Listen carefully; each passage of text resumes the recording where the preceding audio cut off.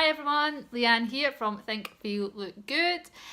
For this week's video, I thought I would share a book with you that I've just read, and it's called Reasons to Stay Alive by Matt Haig. I came across this book on holiday actually, just back in September, and it just caught my eye straight away because it was going, reasons to stay alive. What's this person got to say?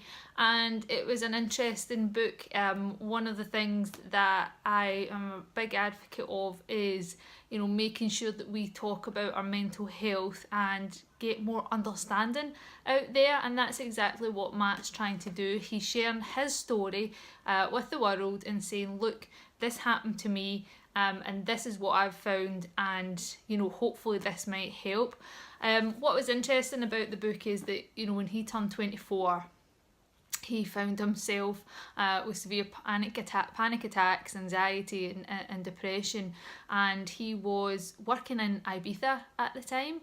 And he had a party lifestyle, and it's one of the reasons he said that he was trying to get away from things, although he didn't know that subconsciously now. And when he looks back, he actually finds that he is or was trying to get away from maybe the person that he was, or the worries and anxieties that he had, and didn't know how to deal with it, and found himself in this severe depression that was very unexpected. And one of the key facts from the book talks about the suicide rates, and it mentions that suicide is the leading cause of death amongst men under the age of 35. Suicide, that's extreme. And over 1 million people a year kill themselves, with between 10 and 20 million people a year trying to commit suicide. That's a staggering amount of people struggling with their emotions and struggling with dealing with life and feeling that this is the best way out for them. It talks about saying that worldwide, men are over 3 times more likely to kill themselves than women, because women are more likely to seek and receive treatment for mental health problems than men. And regardless of what gender you are, it's important that we start to speak about your feelings and start to feel that you are not alone, that we every single one of us have peaks and troughs when it comes to feelings, that through our whole life we'll be on a roller coaster of emotions, and it's really important that we start to talk about it. And by documenting it in this book, it'll be a real big part of his healing process, even though that was however many years ago for him now. He's talking about how he's came through this and also living with it, because he said, you live with the depression then. One of the things about our thoughts and our feelings, they're invisible, and they're just there with us.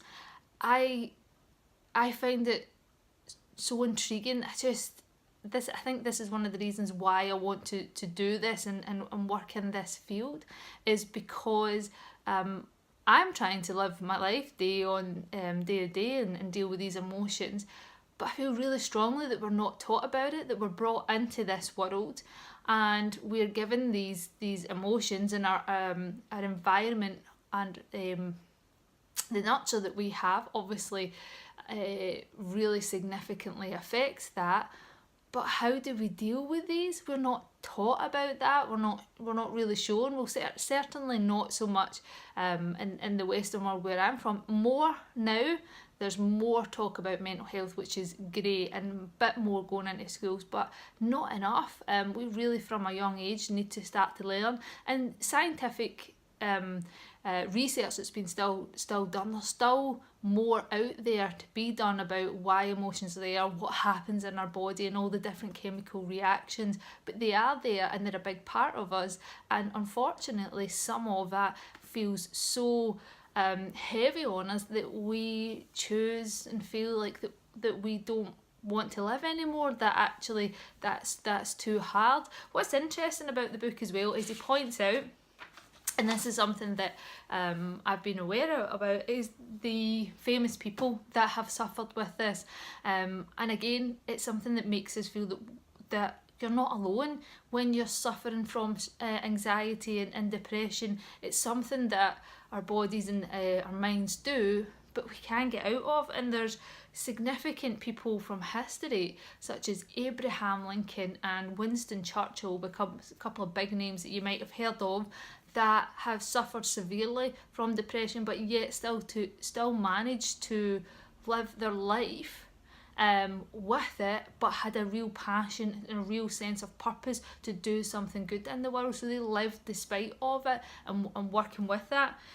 Some other ones that are more prevalent to today is that, we know one of the big celebrities, Robin Williams, also took his life because of depression, unfortunately, and he was a fantastic comic. And it just shows you how we can have a split personality. You can be up here and you can be down there, but it's how you're dealing with that and coping with that day on day. Other people, Stephen Fry, and then some other ones I don't know if everybody is aware, but like Justin Bieber talks about how he's went through depression episodes and anxiety. Lady Gaga is a big advocate now for mental health. Even you've got Demi Lovato talking about it, and Zoella talking about her issues, and she's from the internet, and another big actor, Ryan Reynolds, another male. We have got, it's surrounded and it's out there. So no matter whether you're a celebrity or not, you're famous, we've all got thoughts, we've all got feelings, and we all have this roller coaster that we have to deal with. But it's how we deal with that, and it's making sure that we get the help, and that's the important part of it. Talking about it, and I can't stress enough, and don't feel ashamed, don't feel that you can't talk to someone, because even if you feel you couldn't talk to a partner or your parents or someone close to you or your friend, there is other organisations out there where you can talk to, and that can be done confidentially. And the thing about it is there's nothing to be embarrassed about.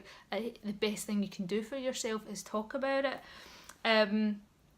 Couple of points that I made when I was reading this book, and I thought, I resonate with that point and this point, is that that depression is internal, it's internalised. Again, it's our own thoughts and feelings. And a quote from the book says, "Depression operates within you, you do not operate within it." And this is where we find the sayings and people talking about doing depression, because your body is doing depression. And when you start to think about it like that, you can then go, I'm just doing depression just now, that's okay, because that'll be temporary, and then I will do happiness, I will do pleasure, I will do excitement. All of these other emotions can come up, and that's what we have to remember, that it's not just that you go through episodes, but it's being able to try and work your way out of it. And he even talks about a list of things that work for him, different things that he's found over the years that help him with these emotions, and particularly even talking about diet and refraining from things like caffeine and alcohol. And even myself, I found that over the years, that if you're drinking a bit more alcohol, and particularly even caffeine, it's just the stimulants on your body, it doesn't help with the thoughts and emotions that's going on inside. It can actually take you on the more downhill spiral. And a key point from this, just to kind of finish off this video today, is that it talks about acceptance. And this is where something that I've learned a lot on. I think initially when I started learning about thoughts and feelings and trying to get through different episodes in my life and some anxieties and stress, I just want to be happy and I'll always be happy. We're not always going to be happy. Okay, you can't be always happy, and up at this is playing all the time. It's about this balance, and what you need to do is acceptance, and that's what Matt has said here as well. Acceptance becomes key. Acceptance of those days where you feel bad, those days where you feel sad, and just go, all right, okay, I accept this. I'll work on this, and then I'll get over it, and there will be good things to come. There will be more of those good and positive emotions to come. And then just like the other thing is just to remember, and don't beat yourself up if you have a bad thought, or if you have a sad thought. That doesn't make you a bad person or a sad person overall. The thoughts that we have, what is it, something like 60,000 thoughts a minute or whatever that we have, something ridiculous. Obviously they're going to be all different types of thoughts. Your mind is just putting things together, and then thoughts comes in. So if you have a bad thought and you think, oh, why did I think that about that person? Well, that doesn't make you a bad person. You just let the thought be, let it go.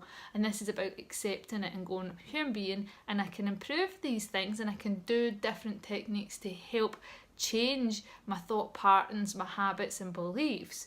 But remember that you are a human being, and therefore you're always going to have the fluctuating emotions. So if you're looking for a book to read, it's not the biggest book, so it didn't actually take me too long to read. Thought it was really interesting. So I wish everybody all the best, and there definitely is plenty of reasons to stay alive. So have a great week, and I will speak to you in the next video.